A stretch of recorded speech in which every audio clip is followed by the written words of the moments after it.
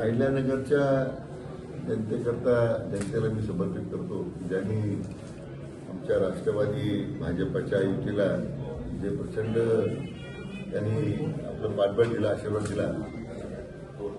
हा विजय आमचे विश्वनेता आदरणीय प्रधानमंत्री नरेंद्र मोदी साहेबांचा आहे.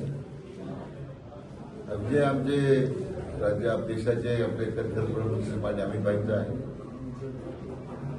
हा विजय ज्यांनी संपूर्ण राज्यभरामध्ये ज्यांच्या नेतृत्वाखाली आज जगदीपाल यश पक्षाला भारतीय पक्ष मिळालं, ते राज्याचे लोकप्रिय मुख्यमंत्री माननीय देवेंद्र फडणवीस साहेबांचा आहे.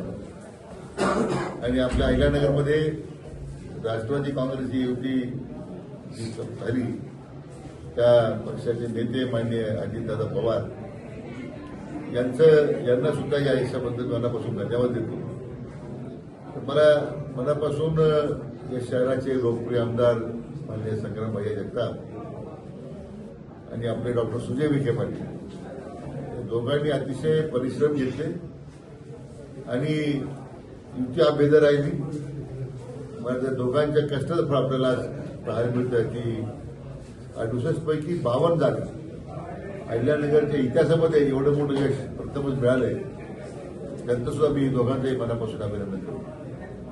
एकंदरीत आपण पाहिलं तर खासदार सुजय निलेश संख्या आहेत, मात्र एकही जागा तुतारीला पक्षाला आलेली नाही. गटाही कुठंतरी एका जागेवरच विजय झालेला आहे.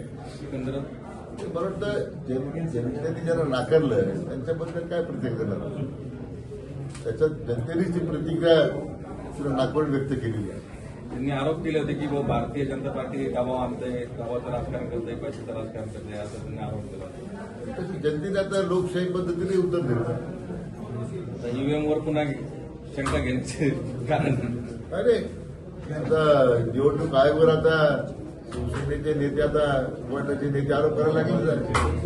पराभव झाला की एकतर निवडणूक आयोगावर आरोप करायचे, नाहीतर मग फॅशन झालेली आहे ईव्हीएमवर आरोप करायचे. त्यामुळे या लोकशाही प्रक्रियेमध्ये जनतेचा कौल स्वीकारायचा नाही आणि फक्त व्यवस्थेवर टीका करायची. करता करता जनतेचा सुद्धा त्याच्यावर आत्मविश्वास आला नाही. हे सगळ्या राज्यभरातल्या महापालिका निवडणुकीच्या निमित्त आपल्याला स्पष्ट दिसतं. प्रचारात दंड थोपटणारे आता मात्र निकालानंतर गायब झालेले दिसून येत. त्यांनी काय करावं त्यांचा प्रश्न. आम्ही एक विशेष ते कार्यक्रम घेऊन जनतेसमोर गेलो होतो.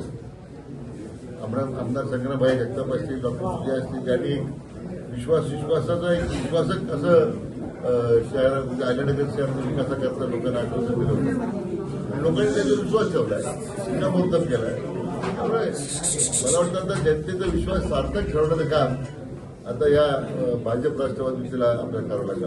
महापौर पदाचं काय सूत्र ठरलंय? महापौर पदाचं काय सूत्र ठरलेलं आहे? युती दोघे तरुण आहेत, दोघे निर्णय घेतील. महाराष्ट्रामध्ये ठाकरे ब्रँड हे सध्या म्हणजे निवडणुकी महापालिका निवडणुकीमध्ये पुन्हा एकदा एकत्र आले होते, मात्र कुठेही त्यांचा जन्मत आला नाही. मुंबईतून नाही झाले आणि महाराष्ट्रात कुठं निवडणुकीत कोणी जर माझ्या प्रतिक्रिया पाहिल्या, मी सांगितलं असे कोणी एकत्र निवडणूक बदलत नाही, तिथं काही बदल नाही. असं की ही लोकशाही पद्धतीमध्ये जनता जो आपल्यासाठी झगडतो, काम करतो, त्याच्यासाठी जनता त्यांच्या निर्बंध उभे राहतात. मुंबईच्या पायाभूत सुविधा बदलताना एवढा मोठा प्रचंड बदल माननीय देवेंद्र फडणवीस साहेबांनी करून दाखवला. कोस्टल रोडचं रोपण असेल, मेट्रोच्या माध्यमातून असेल, आता सेतू आहे, आता इतकं मोठं इन्फ्रास्ट्रक्चर मुंबईमध्ये उभं राहत आहे.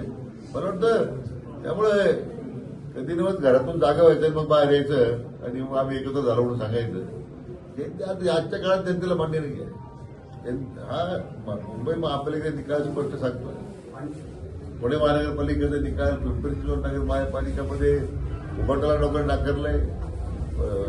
राष्ट्रवादी शरद पवार गटाच्या पक्षाला नाकारलंय. सगळ्या ठिकाणी त्यांची दुर्दार झालेली आहे. मला वाटतं म्हणून म्हटलं की एकत्र येण्याने काही फरक पडत नाही. लोक ह्या युतीला कंटाळलेले आहेत, एकत्र करणार असं दिसतंय निवडणूक.